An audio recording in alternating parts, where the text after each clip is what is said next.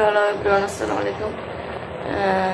মিষ্টি কুমড়া শাক, লবণ দিলাম, কাঁচামরিচ দিলাম, হালকা একটু পেঁয়াজ রসুন দিলাম।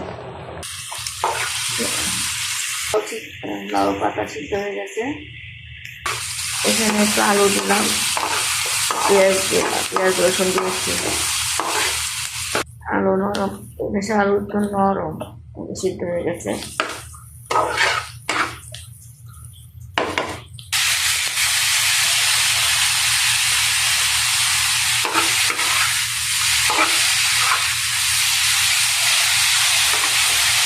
আলু দিলে সিম দিলে বেগুন স্বাদ লাগে। সিম দিয়ে করলে অনেক সুস্বাদু হয়, শাকটা ভালো লাগে। বাংলাদেশে আগে দেখতাম সিম আলু লাউ শাক দিয়ে শাক হয়ে গেছে।